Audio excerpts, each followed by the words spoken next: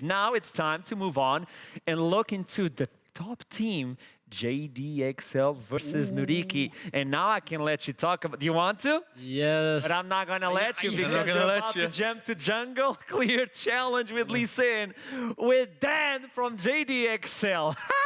I hate you, Eyhro, man. Oh, that was bad. We did it. We got there in the end. Yeah, we're going to the Lee Sin game. Enough blind jokes. Stop asking for more.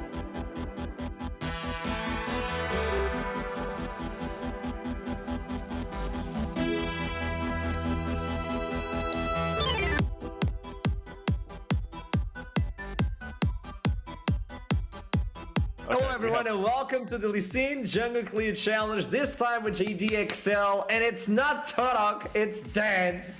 Thankfully, but welcome Dan, how are you doing? I'm good. Luckily, if you had Torok, you'd probably miss a queue somewhere, so you know. Or maybe playoffs, I don't know, but True. But that's me twice in a row, so you can't really flame Torok if you're flaming, you're flaming me too, you know. Okay, let's look into your runes, because you brought in the Fleet Footwork, you brought in the Ghost, you brought in Celerity in Nimbus Cloak, so... Okay, explain. I mean, there's not much you can really get damage from in runes. I think the only rune you can get damage from is Legend Alacrity and Absolute Focus. And obviously Fleet. So I'm going to try to use... I might not use Ghost to like travel between camps. I might do it like for Raptors and then for Wolves, maybe. Something like this, and I get damage from Celerity on that. Okay, by the way, I'm just letting you know that the record was broken by Diamond Prox.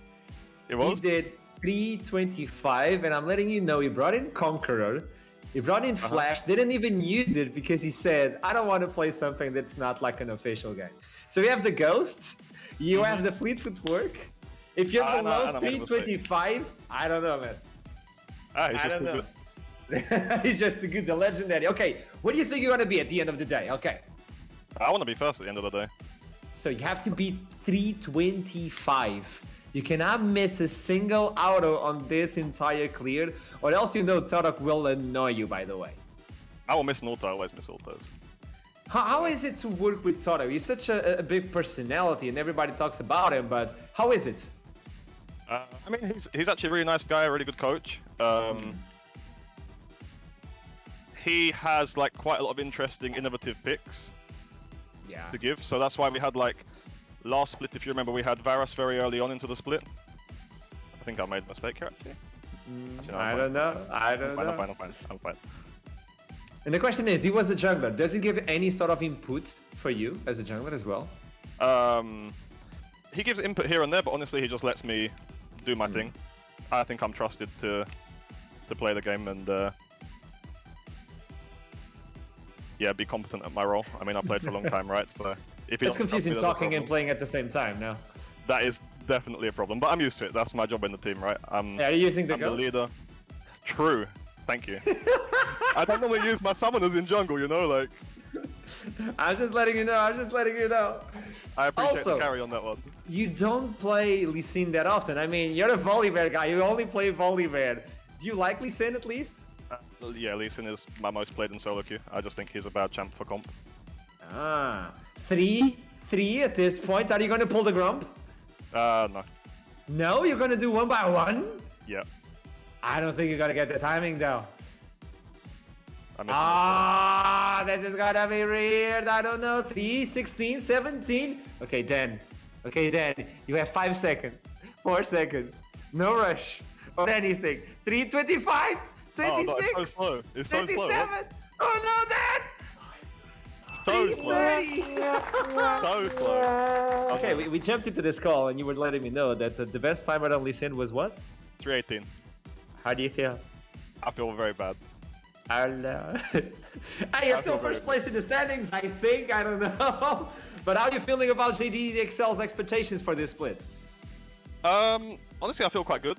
I feel that, okay, we lost the game to X7, but we were in control of that game for like 15 minutes. It's not that bad. Yeah, I mean, for us, I'm happy. I think we just clean up one thing around third Drake. I don't even care about saying that and you using it in the video because it's pretty obvious that we're throwing games around third Drake every game. If teams can't scout that, I'm sorry, but we do it to ourselves, so I think whatever. about this. Play Volibear, don't pick Lee Sin. Thank you so much, Dan. Thank you.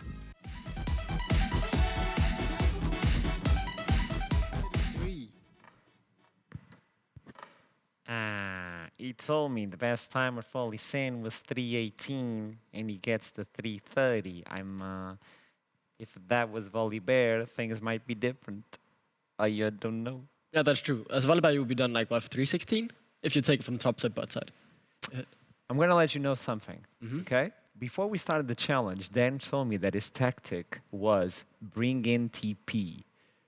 Do Raptors, Red, Crocs, TP to T2 on the top, go Grump, Blue, and the Wolves. Why didn't you do that? After that challenge, I went specifically to the practice tool to try myself, and it's myself. I'm not a jungler, I'm not even good. I did 3:27. Yeah. So a jungler might do faster than that. No, but I think you should just go top first, place a ward, then recall, do your bots I can, then TP to that ward. Wait, you can't can't. TP. TP to a ward TP before changes. 14 Dude, seconds. you are so... You can What tell- you can tell the what is jungler. wrong with I you, mean, man? I Get a don't grip, know. man. Get a grip, man. Jesus. I'm tilting, man. I don't know. Next match will be Move it on. Move it JDXL on, versus honestly. NYYRIKKI. But I think we have something before. Is that correct? Oh, yeah. We're going to jump into pregame, where I'm going to finally allow you to talk, Don Jack. It's going to be NYYRIKKI versus JDXL. What can we expect from this one? NYYRIKKI versus JDXL. You can expect fireworks. JDXL, my boys over there. They're going to be taking some explosive sort of exchanges into NYYRIKKI. NYYRIKKI going to have that final moment where they're going to go, "No, Ricky!" It's that moment, you know, from the famous movie. Sometimes it hurts, you know? Yeah, chest, Physically. indigestion. Yeah, I don't know what is happening. What about you? Do you have anything to say about? Not all of Clink. I feel like Kevin De Bruyne, man. Let me talk. Let me talk. I'm letting you know. Okay, sure, actually. But then now I lost what I wanted to say. I lost the whole point. Then, Talk is cheap, and you know, expensive tastes cover a lot of ground. And want to talk about ground in this game. The foreground is very much set to be something that you're going to talk about now, Archer. I'm going to put up a topic just for you, okay, Declan, to give you something I to want to talk about about. Morasco. JDXL on the top of the standings. What's at stake? Getting the first place. NYYRIKKI jumping to relegations. And we have a different mid laner today for JDXL. Yes. I got you. Obviously, Talk to me. JDXL are so close at locking in that first place even, and top 2 more importantly. Yes. But they've subbed in Morasco today, someone I am very excited to watch. We last saw him at the Amazon European Masters for Team Esker. I love the attention you're giving me right now. Thank you. All you, Arjun. man. All you. But he is a very assassin-oriented player. To every Dane out there watching, he's like our Wason. We had a Danish player play there for NYYRIKKI actually in the Finnish league. He plays only assassin. He's the Polish leader, you could say, Morasco, and we have the Danish leader in Waste. And these are players who only really play those assassins, and it means sometimes they're not that hard to draft around in terms of the fact that they really just play these assassins, but it is always an entertaining thing to watch because they've perfected these champions, and I am so excited to see Morasco pick something crazy and just clap NYYRIKKI with it. Pepe, as we're trying to link to the explanation. And this is really important because MNS didn't got the fly in to get to Berlin and to play with the team, if I'm not mistaken, which means this mid laner is going to play for the JDXL. And those of you who were not aware, on the new segment, we were talking about this, and this player specifically is a big assassin. And he plays for the team most of the time. So I don't even know what sort of power JDXL will bring today, but regardless of who is in mid lane, with this guy, I don't know if they're even more powerful or the same power. I feel like JDXL will be a menace today with this new player. So one of the things I think is interesting to bring up, you want to talk about subs and how they get used in NLC. For me, a lot of the time, when you have a substitute, one of the bigger things that can happen in the ERL structure is you want to have the infrastructure available whereby they can prosper and develop. Torik's your man for that. I feel like this guy is really quite diligent in terms of like developing players, in terms of being very much about the whole corner development. And you talk about him bringing FGG over, obviously, who's been on a rise and continues to develop with the Venzo. That was a previous bot lane that was put together on Dusty. For me, Morozku is like a real prospect ERL player. You want to talk about on Esker? This was a young roster that finished second in Ultra League, which is a really competitive ERL. And they were a team that was very, very young, mostly made up of 16, 17, 18-year-olds. And they would play like this Pike, the Yasuo, stuff like this, which is like, it's so like, it's such a different way of playing, and I feel like it's going to be really exciting to see him play today. Is that a fly? No, that's The champion selected. We're about to jump in. JDXL versus NYYRIKKI. On one side, NYYRIKKI trying to survive the relegations. On the other side, top 1 or top 2 for JDXL on the line. Tell me, what do you want to talk about? What I'm very excited for is what will NYYRIKKI be playing. I am looking forward to that assassin. What will he be whipping out? And obviously, it is worth mentioning, Dan is the jungler of JDXL. Dan likes his Volibear. Will that be banned or will it be locked in? Yeah, I feel like if you're on blue side, you want to take that away because for me, Flipper, to be fair, you can see the B1 Volibear for Flipper as well. I feel like it's a champion he's opted in towards. We've seen a lot of teams B1 it as well, but obviously that getting taken off the table speaks to me. They want to go for a slightly different priority, perhaps go for some of these other picks that are available, like the Yuumi, stuff like this, you know, some of the other OP picks on the patch, maybe a Corki we might be seeing for Eyhro. Uda getting taken off the table. That's an interesting ban. I feel like that's kind of it's a champion we're seeing coming more into fruition in terms of the meta. But to me, more so a Flipper-centric ban. I feel like it's a champion that he can pivot towards and play a more farming style as well. Kalista B1, we saw this earlier in the day as well. It's also a champion now that, I mean, it was an interview we did. I think it was Diamond Prox. We said Wukong is not the most broken champion in the game. He actually thinks Kalista is now. And I don't know how much stock we put into that, but it's definitely a champion we're starting to see more and more of. The response here, I'm expecting to see, obviously, Facilitator jungle for Dan, Torek. No surprise he locks in that very early, takes his kind of preeminent pick here that he'll be seeing. We're going to see, obviously, the Katarina hover. If Katarina is picked today, of all days... That would be wonderful. Oy. Truly. I don't know what I would pay to the player, but I would pay an expensive dinner just to have that one. Just today. Yeah. Just for today. Just for today, because Trouble is not on the studio. I would love to see that one. It's going to be, yet again, Rel for FGG as they're saving the AD carry for Venzer. A stat for you guys, by the way. Venzer dies a lot of times at level 3. That's the big meme, obviously. But so far, whenever Venzer dies at level 3, he has a 100% win ratio. 100% win rate by inting level 3. That's actually a very interesting statistic. But what NYYRIKKI have done here, they've secured themselves a very strong bot lane in the 2v2, getting that Nautilus. That's exactly what I was looking for. And I want to talk about the monkey in the jungle for Flipper, but the Samira has been locked in, and I'll instantly swap my focus on that. Yeah, I like this a lot. I think with the Rel as well, it's a really strong 2v2. You obviously draft that into the Kalista Nautilus. You almost feel as if NYYRIKKI haven't necessarily accounted for this pick here. I feel like it's a bit of a curveball. It's not necessarily like you're saying. It's a pick we see Michigan on a lot. But I think this is a champion that's heavily underutilized into a lot of compositions. You've got the Trundle as well to kind of create a little bit of space for it as well with the Rel as well, FGG. This will be a bot lane that I feel like JDXL will have played a lot in scrims. It's just not had the chance to really show on stage yet. So what do we feel about so far these teams? We got the Kalista, the powerhouse on the bot side, Flipper with the Wukong can visit that early on, but then you have to face off not only a Rel, a Samira, and that combo is nasty because there's way too much EC, and that passive will be procking, and then Trundle will probably go into the bot side because it's then. So far from what we get, who do you favor? I really like what JDXL have done here. I think this is something that they have planned for a long time. But then again, NYYRIKKI have gotten quite a few power picks. I think the Wukong pick is fine here. Yes, your early game clear will be hurt, but you're still the same strong monkey as you move into the late game.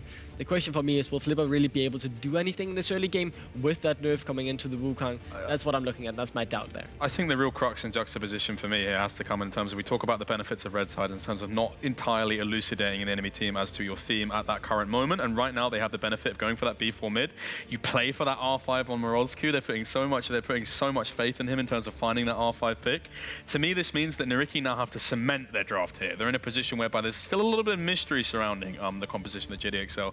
There's this central hairpiece that can kind of finally put the pin through the needle here and kind of really alert what's being built here. But NYYRIKKI have to go for kind of stable solo lanes because they've got the Kalista Nautilus, and you'd imagine that that's where the attention is going towards.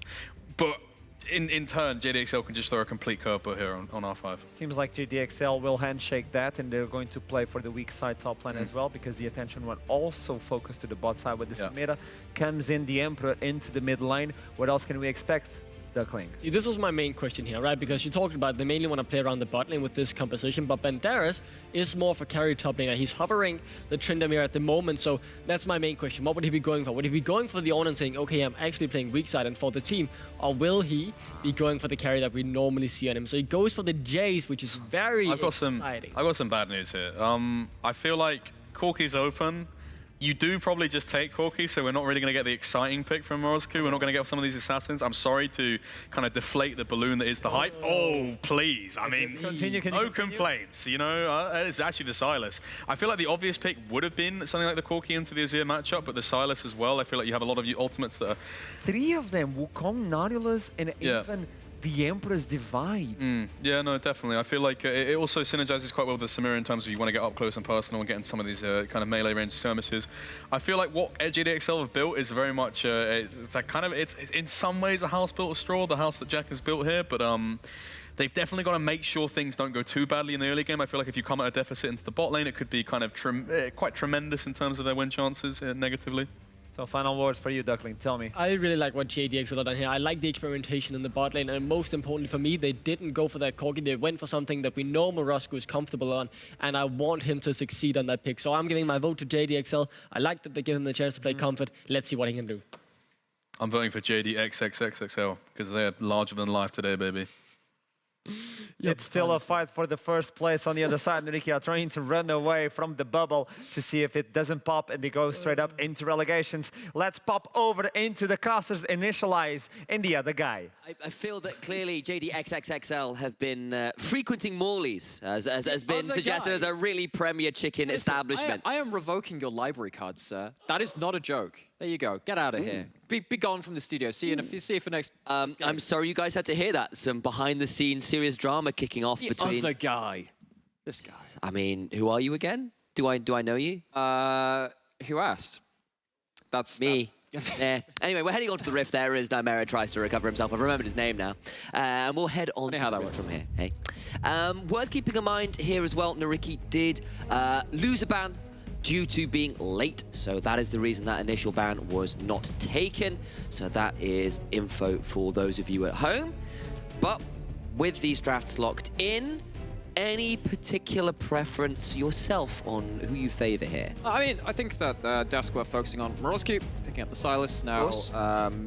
You know, they kind of use the quote, it's kind of like the Polish leader in terms of the player leader, L-I-D-E-R, of course, very famous ERL in solo queue player. Never really made it work massively over at the LEC, but he has always been, and Morozku kind of falls in this archetype of a low-range, high-mobility kind of melee assassin player, and Sylas kind of falls into that wheelhouse. And I think that focusing on that champion when you are looking at a lot of champions you can dive onto, do a lot of damage, and be a big playmaker should be a good draft to set up Morozku for his entry into the NLC in his debut game here. Can see there Morozku as well, just using his stolen Kalista ult passive to link himself with Dan. So if he steals a Fate's Call, he can throw a Trundle into the mix. I was actually wondering who he was going to do that with, because there's logic to put that Fate's Call onto. I was about to say pretty much everyone, but I was thinking, look, would I be bold enough to put that onto Samira? But no, maybe not that one, but I think everyone else. Beyblade, let it rip! Oh my god, that's fantastic. That would have been awesome. Dragoon, yeah, exactly. Oh my days, my childhood's coming back. Get knocked down, eat ground. What I will say is never watch Beyblade like in the current. So it hasn't aged well. It hasn't aged well. Not in the way that Yu-Gi-Oh! Or Pokemon or many of the others have. But I was wondering, of course, who would be linked up with. Someone like Dan on the Trundle allows them a lot larger degree of safety, gives them the way out of fights, but every person does have utility for it. Have got to come out to a pause here. A little bit of an in-game issue, so we're going to just take this moment to talk amongst ourselves. Probably not about that sounds like Fate's Call Samira. That sounds like the kind of thing a substitute teacher says when they're like waiting for the next thing to happen. Oh no. Talk amongst yourselves. Ooh, that sounds dangerous. I mean, we've got Twitch chat doing that. We don't actually have that much oversight ourselves, so behave. What Twitch chat is effectively the back row of the bus. Oh no, that is actually very true. No, we do they like to stop the chat? I need a wee-wee. Is that just like the chat that goes on? Stop the chat. Yes, that is going down a rabbit hole I wasn't prepared for. I know. It's just like my days on the school bus were limited, but there are a few. It is there open. It is waiting for you to discover. Pity the mods. I think I might have done some trouble to them. Anyway, we're ready swiftly back onto the rift. That's what talking amongst yourself is not needed anymore, people. Let's get back to business of League of Legends. School is in session. The Gulborg School of Play-by-Play casters, where, of course, Don Jake Gulborg, mentored somewhat by Mikkel, wonderful caster that he is. Goldborg was mentored by Goldborg. Of course, Duckling being the other one of those. Oh, did I? I'm sorry, Duckling. See, you've taken so much on from Goldborg, I can't differentiate the two anymore, is what I'm going to say. Someone like that Goldborg's probably quite offended, as is Duckling, actually. Yeah, it feels good to have some Danish representation in the NLC, of course. Denmark has had such a big impact on League in general. I mean, outside of esports in general. Yeah, I'm about to say, outside of like the kind of meminess of haha, national pride, but you know, there's something too. I mean, I would love to see a World Cup at some point with League. I doubt that it's going to happen with current pro players with the way that it works. I know there was some talk about it in seasons past. But speaking of this competition, this game here and now, one thing that Kalista allows you to do is win the early levels and allow your support onto the map. Abagnale did this in their last game. Moroski, wise to their tricks though, and the wave is pushing into them. Might end up losing a minion or two, but able to get that cannon, I would assume. Does he have the Q? Presume he does. But he actually doesn't even need to use it right there. He's going to pick up a lot of fun from this. There you go. Does indeed. And worth keeping an eye here as well that it is a cull start for Azator's Kalista. Gone for the exhaust as well. No heal, so looking to be a little bit more aggressive with these summoners. Or rather it is cull on the first back. It's the thing that we saw from the LPL when they were playing with the Jinx in spring, because Jinx was such a big champion back then. But either way, the logic is the same. If you control the lane very early on, you can build up to a third wave crash, you can push that wave in, and instead of your support resetting, you use that crash to roam instead, because you're not going to be fighting very much at level 1. You can therefore kind of go across the map and use that for your own rights, and then the AD carry just does their own thing. They reset, they get themselves the item. The wave's bouncing back, they're not going to lose too much farm from that, and they get to come back with a very easy purchase of the cull without losing power at level 1, which can potentially stop you from doing the same thing. Absolutely, and I appreciate that input there as well. I do remember you talking me through that in spring. Nice. Actually, I was introduced that by Sheen when he came over to Camp LEC with me. Shout out. Yeah, I remember him talking that through with me as well. Yeah, it was. Sometimes you look at another region, you're just like, huh, they're doing that kind of strange, and you don't realize what a trend is because you don't always have the same amount of game time on them. This is a pretty good trend though, using Kalista to go bot side early, but you've got the Blade Wall to. Oh my gosh, Banderas Instant Brother here. The mini nard comes through and cries. Wasn't so far away from looking for a solo kill. If he had all of his cooldowns up there, that would be very, very dangerous. FGG, Venza, oh, not level 3 again. Oh, level 3, Venza gets hooked! Not like this! Venza, what god, what deity have you taken this deal with to die at level 3 again? It's death, taxes, level 3. How? I don't understand. They did the hard work. They did the hard work. They blocked the first Nautilus hook. How does this happen?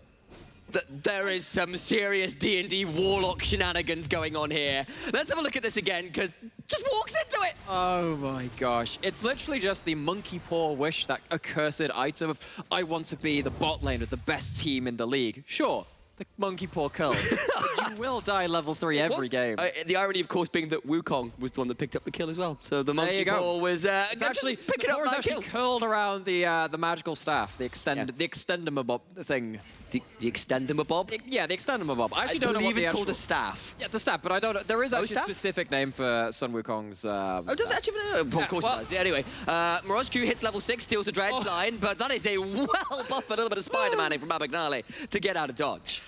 So, again, for some people who think that looks weird, and I'm sure most people will know this if they've played the Champions before, effectively the way the league works, the last... okay, well, no, we can't speak about that. Abagnale's probably going to die here. And gets a chomp and starts to try and run at Abagnale, who does not have flash, but can get away. Yeah, it's only first rank pillar, and of course he used it in mid lane, so Dan doesn't have that to close that down. But effectively, the last displacement on your character takes precedence. So if you use... Nautilus hook, say it works with Camille hookshot as well. But like if you get knocked up and then the hook connects with a wall, then that just takes precedence over anything else that happens. And of course with Nautilus it pulls you directly to the wall, so it doesn't actually matter how far you've gone, you just go flinging back there. Funniest I know the one you're talking about, yeah. We were casting in some LJL the other week or so. There's a poppy ult onto a Nautilus who flings across the screen and goes right back again. It was serious Spider-Man bungee cord action going on. I'm talking 2 screens of Nautilus travel. I'm surprised the G-Force doesn't give that poor person, like, beats them into unconsciousness. Now, Nautilus is used to travel, changes in pressure, of course. Oh, underwater diver man. So, I know Hiprain, when he's here, he often does the animal fact. I've got a bug fact for you. Do you? Dragonflies when they actually fly around, they have incredible G-forces on them. Dragonflies, when they fly around, because they're obviously very, like, sudden changes of movement, I think they go into something like 9 Gs, which is actually enough if a human did the same thing, but you just die. It's actually crazy. Speaking of just dying, though, Abagnale goes for the Hex Flash in to try and find a hook onto FGG, but a little more action to be found. Yep. I believe Dragonflies as well only live for 1 day on average. Oh. So they last as newts for a few years, and then when they actually become Dragonflies, they don't last for all that long. Maybe Venza is the Dragonfly of the bot lane. Last gets to level 3, and only lasts for a bit. Level 3 is like, oh, my life cycle's done. Banderas taking another hefty chunk from Kryze, who is doing very well. Flash for it, can't quite land the boulder toss, though. Oh, the wallop, but Dan is around, and maybe, just maybe, this will still be the a wave's kill still crashing. regardless. Wave's still crashing. I mean, at this point, Kryze probably didn't need to flash. They seemed a bit unnecessary. Kryze on very low HP. Thinking about this. Banderas actually looks for an all-in. He's kept the wave away from the tower to the point where maybe he can have play with the flash. Looks for the flash in, but there's just too much healing. He can't quite make it work, and valiant attempt from the top lane of NYYRIKKI, but it's just not enough. And now you're losing, well, you're only losing the 4 minions on the top. You end up, I think probably using the flash there, looking for the great outplay, I think that's worth. You know what? I would have gone for the same thing. I see the option, just sadly doesn't work out for them. Actually, to pick up the farm in topside, it's actually going to be Azure and Abagnale. Moving up towards that top side, of course, it is 8 minutes, which means that you have Herald up, and it means that your bot lane is in position first for this. You're not actually stacking up on the objective with the Kalista, though, and Rel is making their way to the Herald. I think it's going to be down before the time JDXL can commit to it, but just worth Plus FGG to level 6 right now. Whenever he hangs around this mid lane to try and get that off this wave, does indeed, of course, look to try and get towards that flipper. He started up the Herald. There is the 6. Classic JDXL. Battle for this one off down 1 case. There's level 6 on their jungle and support, but look at that bot lane. Similar, because of course this is now up to 9 minutes, so a couple of waves later than you can do for the earliest. That means that JDXL not really in a position to contest. Just going to let that one go. And NYYRIKKI, much like they have done in several games, having a solid first couple of rotations. Of course, losing that kill on top side makes it a little bit awkward for them, but they have a Herald, they have a Kalista, which means that when they have Kalista and Nautilus, you are going to find an engage. So if you try and defend a turret with Kalista, Nautilus, and the Heralds in tow, you're probably losing that fight, which means that JDXL needs to be very careful and about what plays they make, lest NYYRIKKI have a very strong counterplay in response. Yeah, we've also got to keep our eyes here a little bit on the mid lane, of course, because M&S is, as it stands, trapped a little bit in the airport. Was in Twitch chat earlier saying hello, still in Heathrow. Oh, really? So he was interested, like, hi, I'm here, guys, but I'm stuck in the airport. So I think the poor guy is a little bit stuck in transit, but it does mean MYRIKKI, who, of course, was on Team Esker last split, got to EU Masters, took the game off Fnatic Team Kesso, who, of course, was a very prominent team going into that tournament as well. So a relatively recent, valuable player to another team, stepping into some very big shoes, though, and, of course, on the Silas has taken a little bit of punishment early versus the Azir. Yeah, and someone like Eyhro. Eyhro's not... hang on, we'll hold that. I know. Potential 3v3. Spotting them out with the sweeper, though. FGG's thinking about it anyway. Shattering Strike, but he's just taken so down low. He's got the Magnet Storm off, but will die. Venza goes in. S-Rank's available, but Azador's got a Fate's Call. Flash from Venza. Gets 1, gets 2, and that will be all 3 dying with a little assistance from Dan. He's not level 3 anymore, baby. Goes in and just judges it right. We're going to go straight into a replay. He's so fine. Got to see that a second time. They do focus down on FGG, but they don't quite kill him in time before he gets everyone clumped up. Manages to peel Flipper away from Venza, or at least he has to fall off of that. And Venza, while all of this is happening, is stacking up. There aren't Ren stacks in there. Dan comes in and with a well-placed pillar, a little bit of help from the rest of his kit. Venza pops off. And especially after things start to look a little bit dicey, the call, the early kill, all of that, gold's back to even. 2 of them are straight onto Venza. So, trying to remember who was saying it. I think it was Diamond Prox actually in the interview, and it was again brought up again on the pre-game. Diamond thought that Wukong was the strongest champion in the game. After the nerfs, not so much. And now Kalista is. Kalista is very much a European bias. We love this champion over here. I think it is probably one of the strongest champions in the game. It's not always going to be on the ban list. I think that some champions like Gangplank are incredibly powerful too. But either way, this champion is so strong to play around, and is strong particularly when you can play towards bot lane and get ahead of the game. You snowball so well, but giving kills over to a Samira does not help. Can they have a second crack at it? How much do they get out of this? It is just those plates, but it is an awful lot of them. It's not quite the 4th, about an auto away from falling, but they have got themselves just over 2 minutes to collect. Gosh, at least one more, so Gonna see whether Astor and Abagnale can continue to put pressure on to claim even more of those gold servers. Can I be plates. cheeky and ask for a click on that tower? I want to see how much health it's on. It should be like even increments for that those tower platings. Said that they're panning over to it. How much is on that? Can we actually see? Is it going to be on that? 15 HP. Oh my gosh. Even with the resistances on that, you could walk up to that without minions, and that would be like one auto and play it off. I mean, still a minute and a half for that to happen. You assume that they are probably going to get that one at some point, but JDXL planning to hang around bot side a little longer, maybe forcing the issue. Azir has first moved from mid. Morozki's teleported in to join them. Has indeed. Continuing to take some slightly less than acceptable. Acceptable is really hard. Less than ideal CS trades in the mid lane, of course. Eyhro doing very well on the Azir right now into this range versus melee matchup. And there is that final plate falling. I don't know whether anyone was actually around to claim it. Sorry, fourth plate falling in the bot zone. I don't know whether anyone was around to claim it. But it's still going to be NYYRIKKI, despite being a little bit caught out with that last place. Sell up some gold. Still in a fairly dangerous position with their carries online. So with that Herald being put down, and a lot of gold being put in towards bot side, and then, of course, the mid lane CS advantage, which Eyhro is doing very well at keeping up, actually. NYYRIKKI all bounty, find actually. themselves into a gold lead. Is that going to be enough at this point? JDXL have themselves at 2 dragons, and that alongside the kills onto the Samira, meaning that the Kalista isn't just de facto ahead in the way that she really wants to be, does mean that, of course, our analysts in the back room, and some other factors in there too, do believe that JDXL are significantly in the lead. I think they are too, in a lot of ways. Of course, the way this tends to work, though, is it's all good until one bad fight happens. Rozku does find his way in, but doesn't go any further. I don't know whether that ultimate is available to hijacked, so no event. I was going to call it like Emperor's, like I was going to call it Adventurer's Divide. I was like, that's well. So the thing is, though, you said that there was like, so you said Adventurer's Divide. I was actually, because you were saying like, oh, these trades are unacceptable. Just reminded me of that one guy from Adventure Time. Oh yes, Lemon grab. Unacceptable. Peace, security, tower smashing. We have it all here. As once again, we have ourselves a mighty culmination of forces in the bot side, but they're not choosing to fight this time. Yeah, this bush has proved a little bit deadly for a number of AD carry. I think Attila out there has got a bit of a name on, but there's a flash magnet. Storm in with the crash down, but look at the turnaround. Flipper comes in, and Storm meets Storm, and Cyclone comes out on top. Azatop begins to flash around. Abagnale thrown in with a Fate's Call. I choose you, but the Pokemon this time around might not be good enough. It's a 1-for-1 right now, but the hook afterwards means that Dan is in danger of having to be shut down. Astor gets it. FGG allowed to be the next sacrifice. The Spear of Vengeance gets another. Oh, and this is such a disastrous play for JDXL. They've been trying to shut down this Kalista because you should. Kalista needs to be ahead in the game, but every time you put resources down towards this bot side, if it doesn't work out, things get very, very dicey. They don't manage to shut down the Kalista. Venza gets cut down first because Flipper is there in time. You've given over a heck of a lot of gold to Kalista in a way that you denied beforehand, and I think after this one, they're just got to be shaking their heads and thinking maybe we should have just left this one alone.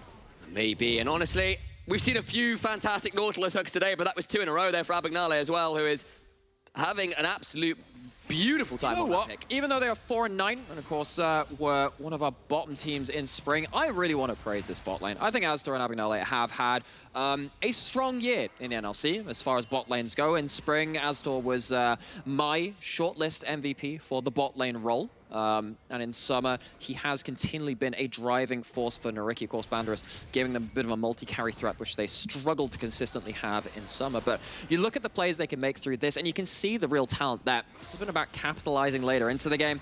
Astor on the Kalista before sometimes got a little too deep looking for the game-ending play, and sadly finding the team's end with it. Now, will they have a chance to commit around this? Herald doesn't look like it, choosing rather to go back in towards their lanes and spread themselves across the map.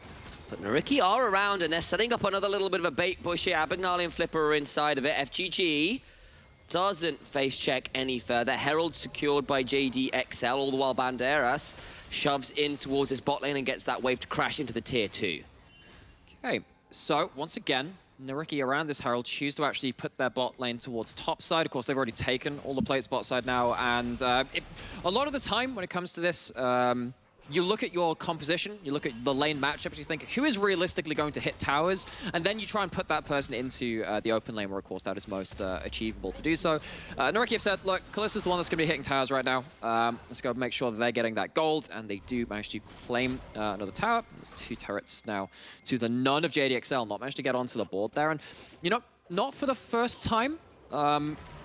JDXL, we typically say they're going to crush through the early game, lethal map movements, their jungle support being the best in the league, looking to find some lethal Banders. That's a heck of a good flash, actually. That is about a frame away from That's a really good flash. You know, that's... I mean, you're kind of like hoping that Kryze angles the ult in a certain way, but that is unlikely to work out in like 90% of the time. So, yeah, kudos to Banders for getting out of that one. But going back to the original point, JDXL, this early game has not been the most clean from them. They've had a couple of players go against them, which puts them into a bit of a tricky position. Dragon now on the board. What can they find around this area? Morozcute not there right now, but has a teleport to join. Does indeed. Of course, the gold lead, as you said, about 4,000 right now for NYYRIKKI. They've got a lot of it onto Azator as well, who'll have his exhaust up shortly. On the got the Fate's Call. We've got a couple of places where Morozcute can come in. It depends what he wants to achieve. And actually, NYYRIKKI are going to get this one without contest. JDXL not going to be able to get themselves a soul point. It is only the Cloud Soul, so maybe JDXL less likely to go towards that one. It's not going to end the game. Whereas actually, it might be the kind of thing where if you give up if you get an early soul and then get an early Elder, because NYYRIKKI currently in the lead and they have a Kalista, which means they're typically around fights, they're more likely to get the objective. Maybe they're thinking, what if we don't take the dragon so Elder loss condition isn't a thing? Yeah, I mean, on the other side, you do have a Trundle, a Smira, Rel and Silas, all pretty nice with the movement speed on ult. They quite like that one. Oh yeah, in terms of the actual soul. But I think if you are going to lose the game through objectives, it's probably going to be around early Elders while the Kalista is still a big force. And so actually, I think this is the kind of game where I feel like an early soul for JDXL, in some ways, if NYYRIKKI are taking that time to trade for gold or find a good fight instead, I feel like it might work against them. I would be interested to hear from one of the players' perspectives on XL post this game about that little bit of theory crafting you just did there, because I think there's some valid suggestions. I mean, at the end of the day, turning it to a dragon gives you a chance to find a fight, and you have a lot of good team fighters on your team. So I think JDXL, if they have the right setup, absolutely go for it, see what you can do. But I think the dragon is more of a gateway to a fight rather than the actual objective itself in this particular game. Now, oh boy, Eyhro goes in, but doesn't press the R button. That's Sorry, more an sir, I'll be leaving now, sir. And the only thing he really divided there was Dan from FGG briefly with his own body, and then like nothing else. He divided some like frowning eyebrows raised into their foreheads, going, "What the heck is this guy doing here?"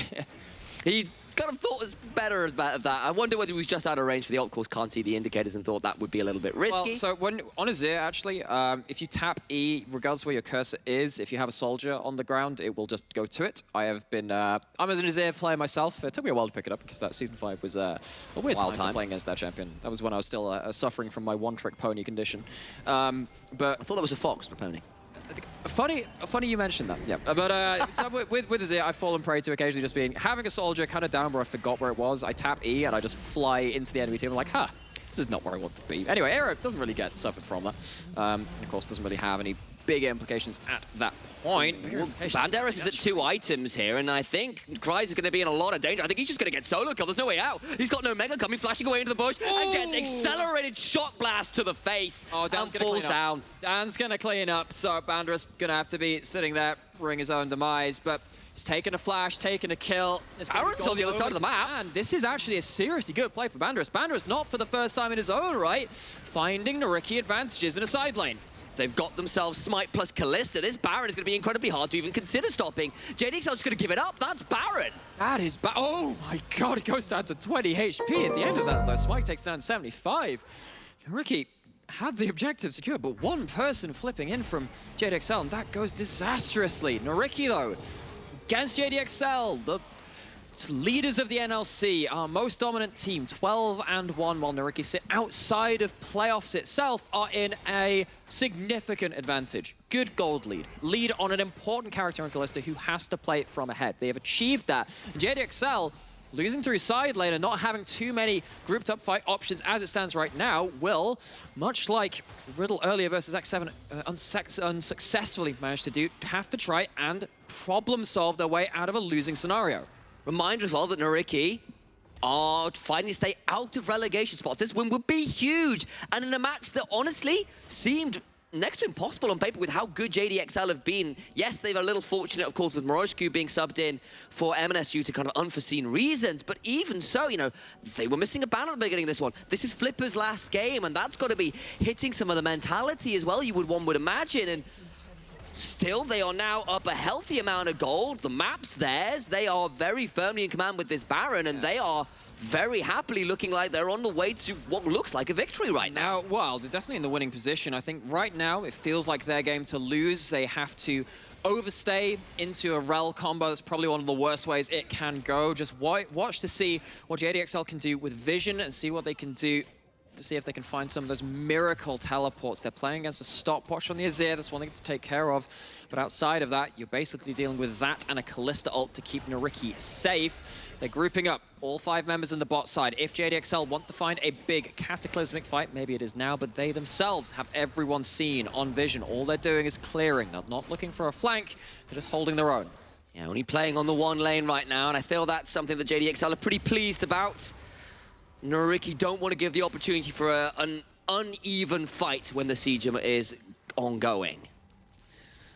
See that there's a lot of poke on the side of NYYRIKKI. They have themselves those shock blasts coming over the wall. It's very hard to engage onto a Jace at this point. It's one of the things about geography when you're pushing into this side lane outer turrets, either this one on if you're pushing into bot lane inner when you are the blue side team, or on the other side if you're red side and pushing into that top side, and it's very hard to shut someone down across the wall. You can't just go across that tri-brush, well, not tri-brush, but you can't go across that same wall to shut down that same person. NYYRIKKI use that geography, take themselves a turret, very free of contest really, just take it slow. Slow and steady is starting to get them further and further ahead in this race. Now, we don't count JDXL out. They are our first team for a reason, and they are very good at team fighting their way out of bad situations when they have found themselves in the unlikely ones, but they don't have M&S. They have MOROZCU. While he has had a stable game so far, he's actually not really found himself getting involved. That has to change if JDXL want to find a way back into this. We mentioned it very early into the game. Sylas has a lot of agency this game. Need to see MOROZCU start using it. But find a way. Eyhro and Asdor have a lot of gold in contrast. It's a significant lead in terms of items for both of them. Gold bounties on both for obvious reasons, and honestly, it's an item ahead right now for Azure, and that is a big deal in comparison to JDXL, who really are waiting for at least maybe a third item on the Samira would be preferable. So Venza's actually chosen to sit on the Serrated Dirk, which is a very efficient item. Good amount of AD, and of course the Thought you get with it, but chosen to go to the Lord Dominates Regards. I think that makes a lot of sense. It is a more efficient item just in general. Than the Collector, fully built. Does mean the Venza is sat at a point of power, but how is this Samira going to function? You really need to wait for NYYRIKKI to slip up, allow you to stack up, and of course that's very difficult for Samira to do with the right kind of things. Ouch, yep, Jace does damage, by the way. 3 items, very far ahead of the curve in his own right, but that little trade has allowed Cryers a chance to hit a tower. On the other side, NYYRIKKI doing the same. They do indeed tower for tower trade, but I think for JDXL they'll take that one, especially considering it took them significantly less members to do that, but they do have a wave. Look at Rel. This is one of the things which you need to be very careful of when you're pushing beyond your vision line. They don't see the flank. Can they find the fight? Now they need to try and find the way, and Flash Magnet Storm gets them into the backline, but can they stay alive? No, Rel's gone. Fate's call to get Abagnale out to safety. They go in with MOROZCU, but he just dies. It cannot secure, and Emperor's Divide. JDXL try for the flank, can't make it work. Venza into the backline with the S rank, but he is quickly shut down. He isn't featuring Dante for very long indeed this game. And Dan now with the subjugate running cannot stay alive, and actually NYYRIKKI with so many members to the good can start looking into it, maybe even look for the game. Oh, and JDXL, one by one, they go in and they fall just as surely. You don't have your bot side of the map. Can they even defend these towers? NYYRIKKI with not enough minions. Choose to back off. FGG respawning enough to dissuade them. Now JDXL, they have a teleport on MOROZCU. They have very few wards to go to, but JDXL not giving up the chase right now, wanting to hamper these retreats. not let them back Baron easily. spawning, actually, this might be an angle for JDXL, saying, look, if you have to reset at this point, we have a Baron angle. I think, yeah, with 30 seconds on Baron, just delaying the recalls gives something for JDXL to play around. Going to go straight into his replay to, again, see what happened after this one, because this is after Rel's already died. I think that FGG had the right angle, just the timing wasn't quite there, and when you are playing against a Nautilus as Rel, you are at a point where it's very easy to cancel your CC, cancel your dash, and Rel not that tanky, and of course in that clip, Samira absolutely not tanky either, gets in with a great ultimate swirling around, but it just wasn't enough, and that stopwatch being very high value for Abnale to break open the base and force JDXL even more onto a back foot. We're left with a game that is 8,000 in NYYRIKKI's favor, a base broken, and Dragons even. This might not be what you were expecting looking at this, but Bandera's about to face check. Could be a bit of a turnaround. Crashdowns there, and I don't think there's any way out for this Jason. Remember, Baron's alive, so he has got to try and get as much done as he can. So much time as a flash secures the kill for Kryze. Yeah, with Flipper coming up, it got a little dangerous. That's why Kryze wanted to flash in, get the timely secure of that kill, make sure it was just confirmed, but NYYRIKKI finding themselves still, even with that, in an advantageous scenario. It's one kill back. That's good for JDXL. It gets them something, but it's not enough to turn the table of this game. Imagine what a day it would be if Singularity win, if NYYRIKKI win, but they have to put this game to bed. How can they do that? Morozki's teleporting in. Teleport for teleport. No hijacked ultimate quite yet. Abagnale, dredge line out to safety was still a Fate's call, so not in any real danger, you would assume. Venza instead just wild rush into the mid lane to secure that one, and a little bit of tension, but nothing that really explodes right there. I think what you can see in that play is JDXL, that's the kind of play where they normally would have vision to kind of make a miracle flank, but they haven't really managed to capitalize on this time. They haven't had great vision control since they've fallen behind. That is one of the best ways you can get back into a game. You can catch people off. You can try and guess where the enemy team are going to put their next ward, sit in that fog of war and catch them out.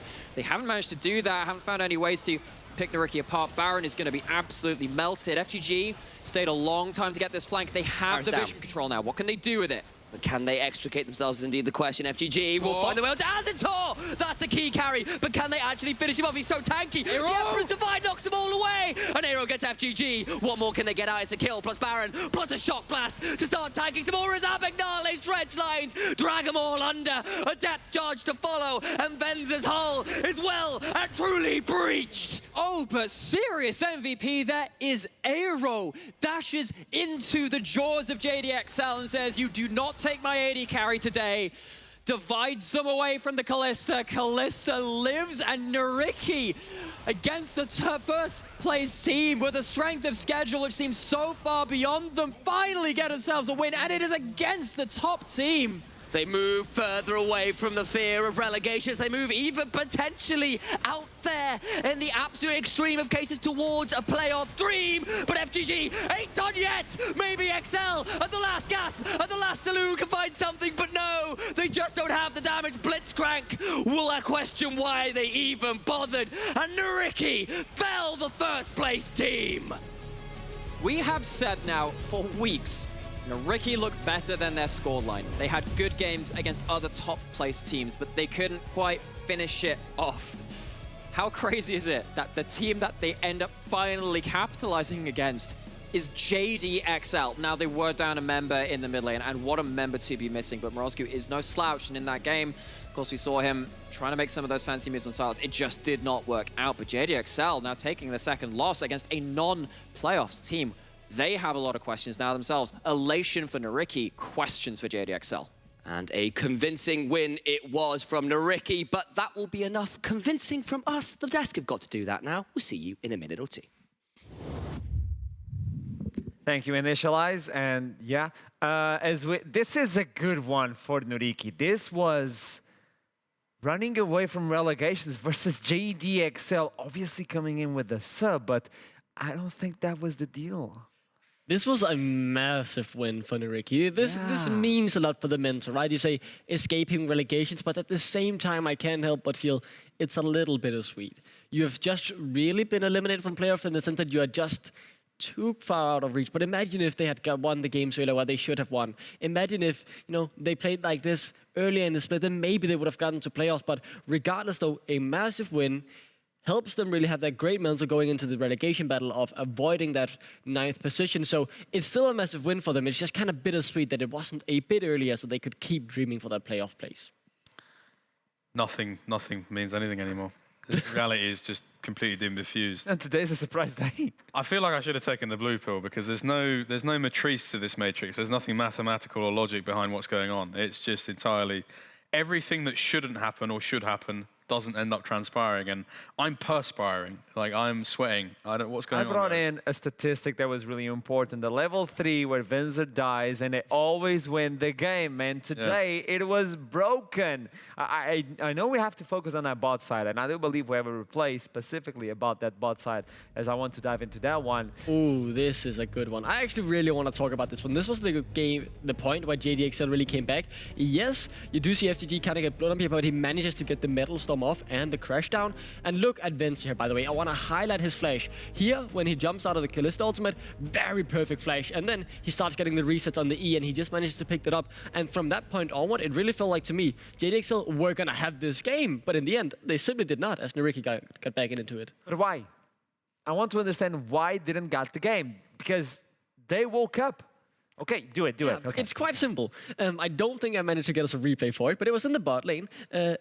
JDXL, they messed up. NYYRIKKI outplayed them 2v3 and got, 2-3 kills on Asura, and then he just became the main carry. So everything they benefited from, JDXL, which we just saw in the replay, gone in an instant by one big mistake where NYYRIKKI were able to punish, and then they snowballed beautifully. Asura, untouchable in teamfights, and he was a main carry here. And then in the end, we almost saw them getting a breath of fresh air for JDXL, but we heard it before from Azither that if he gets these early game champions that he can get to carry in the late game, he shines on. But not only him, but Eyhro. That was, look at this beautiful, please stop, show ID, you cannot go through. Yeah, and I'd like to say it's a good setup from FTG as well. He gets a really good ultimate onto Azathoth, obviously. But the follow-up's just not quite there. And like you're saying, that Eyhro just completely comes in savior. He can be his hero, baby, because he just at the right time, right place. And it meant that NYYRIKKI takes a win here. I don't know how they've done it, but they've done it. And talking about him, let's meet him again for the interview as we have Eyhro with us today after the massive victory versus JDXL. Oh, there you go. There you go. That's a smile I haven't seen in a long time. Welcome back, Eyhro, as we're talking about hero of this game. This was a massive boost for you guys, no? How are you feeling? It was really amazing because I didn't have electricity before the game, so I was late. And I was really scared, but when we got into the game, we are so confident. I don't know why, but I don't know, whole pressure, I think, got us before the match happened, and when we were in the match, we were in the zone. So it was really good to play like that. I think we played pretty good, and I'm happy. And your matchup was not an easy one as well, because even though people can say, oh, it was not Eminence, yeah, but the person that was subbing in, he was a beast as well, really well known. So when you know you have to fight versus someone that is not Eminence, you have to set up for him and you need to prep for him. How did you take that news? Like, how can you set up so fast like you did? I think it's about the champion pool. I think. Yeah, I do believe so. The champion pool is a little bit more small. Muddy, it's a puddle. You know, it's mysterious. You can't really see It's not a pool, it's a puddle. The thing about being narcissistic, like if you're me, is when you enact the tale of Narcissus, you have to look at yourself in that puddle. And I find it difficult to look in the mirror every morning, Archroom. Me too, for different reasons. I don't like what I see. No, I'm... Are you guys okay? See, we got it now. That was for you, CJ. No, this is really important, the idea that you're facing someone that you didn't prepare for. Yeah, no, 100%. You have to set up for a different champion pool, for a different person, for a different play style. Everything changes. And he was saying, as we get him back on the interview, welcome back, different champion pool, different setup. How did you take this in? So explain to me. It's not a champion pool, it's a puddle. Yeah, I think the champion pool is a big thing for the matchup. For against MNS, it is really hard to know what he's gonna play. So I can't really prepare. While against this opponent for tonight, I think I was pretty confident on blinding my champion because he plays mostly melees, and I'm very comfortable on that. And yeah, I think that's pretty much it. I was way more comfortable because I could predict at least. For the last question, How are you feeling now? Now, between you and me, what is the feeling after taking down JDXL? For you, not for the team. I don't care about that now. I want to care about you. How are you feeling? I feel pretty good because I think I played a pretty good game. You did. But it would have been sweeter against MNS because he really puts the pressure. Like, yeah.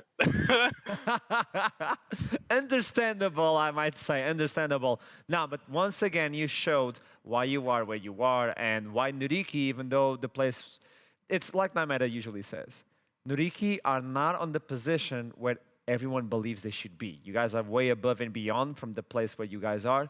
Let's see on the next place. And congratulations. I want to see what happens throughout the rest of the split. Thank you so much for this interview and congratulations. Have a nice one. Thank you. Bye-bye. So when he knows who's he's facing against and he can look into the champion pool, then you can prepare yourself. This is so important, Duckling. Yeah, I think it's a great point that he brings up, right? Because we talked about it as soon as NYYRIKKI came in. Okay, he's going to play something assassin-y. What is going to be? We don't know if it's going to be the Akali or Silas, but you can limit the pool. But for MNS, the man plays everything. You can't just say, yeah, he's going to be playing this. Now, you don't know. MNS can really play everything, and he's someone who's very good at adapting to different methods. So I think he hit the head on the nail. He highlighted it perfectly. It's hard to prep against MNS, where someone like NYYRIKKI, it's a bit easier because you can actually limit what he plays into a pool. JDXL needed this game to put themselves on the top 2, almost secured top 1 as well. And now there's a big question mark, even though they're at the top of the standings. There's still a question mark, and Dusty and Riddle are looking at the shadow. Do you believe it's possible? No. I agree. No. No? No. No? Shall we go to the next interview then, I guess, because I do believe we have with us a jungler. Hello. It's the man. So it was not the bear, it was not Eminez. What happened then? I mean, I think we just had a bad day. We had a bad draft. We had some signs of life, but honestly, this was not good enough from us. But credit to NYYRIKKI because they just beat us and blocked us out of playing today. So we come back next week, we'll play better. We grew from the other loss. I'm sure we'll grow from today too. So it is what it is. Looking at the rest of the schedule, what do you believe is going to be the toughest game for you guys? Probably Dusty. I think that's the hardest one, yeah. Unless you're including playoffs, but if you're talking regular season... No, not about playoffs. Just about the regular split, which leads me to this question. You don't secure yourself today the first and second seed. Do you see a world where you might lose the first and second seed like you did on Spring Split? No, I don't see it. I think we're guaranteed first, to be honest. Okay, you guaranteed first for you? Yeah. Okay, so today was a bad draft. Do you believe it's on Torok then? Oh yeah, I blame Torok, and I believe he owes you another apology or something. Or actually, Venza was come up with a forfeit for you, wasn't he? Yeah. I've just Oh, remembered, you get a second yeah. apology. Yeah. He got another forfeit. I didn't even get to say what I wanted. What do you think I should... what should I ask then? I have no idea. I like seeing my coach apologize, to be honest. I think it's pretty good. But a good video? Because, yeah, I think he should make a video this time rather than come interview. He should I make think like a very he's sincere in apology the video. UK. I'm going to go to him personally. I'm going to make him apologize. We're going to make a video together. Okay. That sounds Thank good. you for the idea. Okay, so at the end of the split, you think you're going to be on first seed, and going into playoffs, what is the team that you feel that can match up to you guys? I thought it was Riddle. I think in my last interview I said it was Riddle, but I actually don't think so anymore. I think Riddle have shown a lot of weakness. Okay.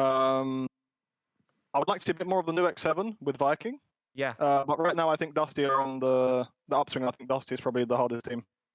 Okay. I'll take Seems Dusty. reasonable. So in the best of 5, we don't get to see the Lee Sin, do you? I mean, after that clear, I'm never touching that champ again.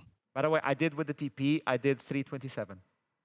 You did? You beat me with TP? And it's me. So you could have probably done like a 325. Just letting Sure, you know. sure. think I want to see you clear though. Like, I want to see you clear. I'm terrible, but I'll do my best. I challenge you. You have to beat us. You've seen us all clear. You've seen all the tricks. Okay. Now you have to do better than So us. if I beat your time, I It's will a be forfeit. happy. I will accept you're the better Lee Sin player. If I beat your time? Yeah. Easy peasy. Thank you so much for that one. I'll take on that challenge, and I'll see you soon then. It's always a pleasure. Have a nice one. Bye. Ah, man. I'm winning a lot of things. Yeah. If I was this good when I was a player, man, You wouldn't be here right now then. No. But I mean, Dan, the man. No, he he's would be. hoping He to would win. be. He would be here because he would be too old to play because he's like 35 or something, aren't you? Good try, though. No, he's Not even close, He's though. forever 21. Forever Forever 21. 21 as the last game of the day is going to be Eminem versus Astralis. But before that, let's look how the teams are right now after this defeat of JDXL. Eminem Gaming now are kind of isolated with Singularity on the bottom of the standings. It's a complicated mission now for them, as Vanir and NYYRIKKI are still looking at the shadow of Bifrost. JDXL are only 2 games away from Riddle, like we started today, and Dusty. Last split, I need to bring it back. JDXL, top of the standings, constantly with X7, and at the last possible day, boom! They got kicked to 3rd place. They picked Riddle. They lost it. Torok went into a madhouse, and then, yeah, that's the thing. Some people say that the Torok that was lost that day has never been seen again. He was sort of descended. I heard that basically what happened there was he went into the woods of England, the Midwest, the Midlands, and he went out there for a couple weeks, and there was tales of a kind of a hairy man patrolling the mountains at night, and he kept screaming about draft and B1s and R1s, R2s and just ban Corki, If that was a video, that would probably be at the top of the NLC